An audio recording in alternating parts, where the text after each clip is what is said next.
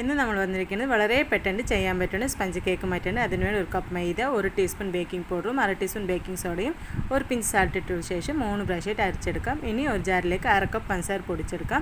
ഇനി 4 മുട്ട എടുത്തിട്ടുണ്ട്. ആ 4 മുട്ടയിലേക്ക് 1 ടീസ്പൂൺ വാനില എസൻസും കൂടി ഒഴിച്ച ശേഷം നന്നായിട്ടാണ് ബീറ്റ് ചെയ്തെടുക്കാം. പിന്നെ നമ്മൾ പൊടിച്ച് വെച്ച് പഞ്ചസാരയും കൂടി കുറച്ചായി ഇട്ടിട്ട് അതും ബീറ്റ് ചെയ്തെടുത്തിട്ടുണ്ട്. ഇനി നമുക്ക് ആവശ്യമുള്ള കളറും കൂടി ഒഴിച്ച ശേഷം നന്നായിട്ട് ബീറ്റ് ചെയ്തെടുക്കാം. ഇനി ഇതിലേക്ക് 1/4 കപ്പ് ഓയിൽ ഒഴിച്ച് കൊടുക്കാം. ഒഴിച്ചതിന് ശേഷം ജസ്റ്റ് ബീറ്റ് ചെയ്താൽ മതി. ഓയിൽ ഒഴിച്ച് അതേ സെയിം കപ്പിൽ തന്നെ ലൈറ്റ് ചുള്ളു പാലും കൂടെ ഒഴിച്ച് ജസ്റ്റ് ബീറ്റ് ചെയ്തെടുക്കാം. ഇനി ഇതിലേക്ക് 3 ബ്രഷായിട്ട് ഡ്രൈ ഇൻഗ്രീഡിയൻസ് ഇട്ട് നന്നായിട്ട് തന്നെ മിക്സ് ചെയ്തെടുക്കാം. ബീറ്റ് ചെയ്യേണ്ട.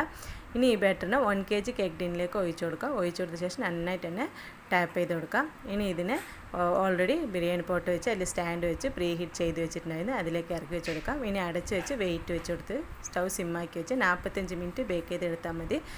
വളരെ പെട്ടെന്ന് ചെയ്യാൻ പറ്റുന്ന സ്പഞ്ച് കേക്ക് റെഡിയായി. എല്ലാവരും ട്രൈ